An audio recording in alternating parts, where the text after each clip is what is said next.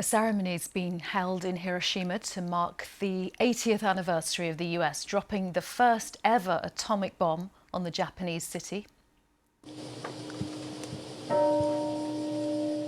Around 140,000 people were killed by the devastating strike, some by the immediate impact, thousands more in the following months due to radiation sickness.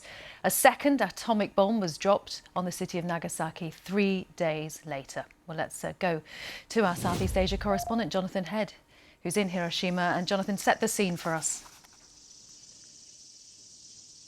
Well, as you can see, I'm standing opposite perhaps the most famous building in Hiroshima, the domed municipal building that survived that blast that happened quite literally 600 meters above my head exactly 80 years ago. That's a World Heritage Site now. It is where people come to reflect on what happened. But of course, there's this very big peace and memorial park that they constructed in the old city centre that was, of course, completely destroyed, where that ceremony was held this morning. A very poignant ceremony because, of course, there are every year fewer and fewer of the survivors of the atomic bomb attack still living. They read out, as they did today, the names of those who've died in the past year, 4,940 who passed away in the last year. And then, of course, the minute silence, the ringing of the bell, the releasing of white doves. These are very familiar rituals for this city that goes through them every year. And they always hope that it will amplify the message that the city has pretty much wrapped itself in ever since it was devastated by this first ever nuclear attack. The idea that it is a city of peace, that its uniquely horrific experience will teach the world to be better and to understand the threat that nuclear weapons pose. But of course, 80 years on, we've still got thousands of nuclear weapons being held, both by the superpowers and by new powers like Pakistan, India, Israel, of course.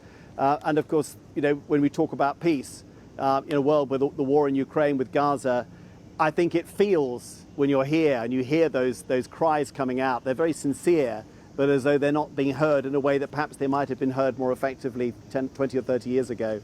And when you look around this city, what can you see that may indicate the horror that it experienced 80 years ago?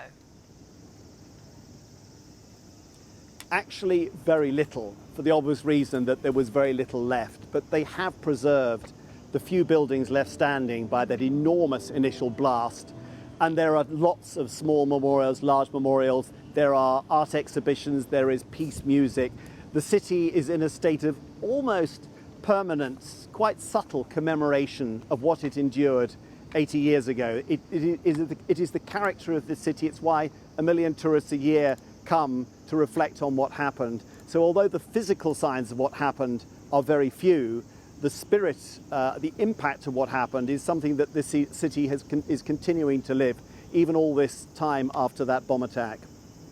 Jonathan, thank you very much. Jonathan Head there in Hiroshima in Japan.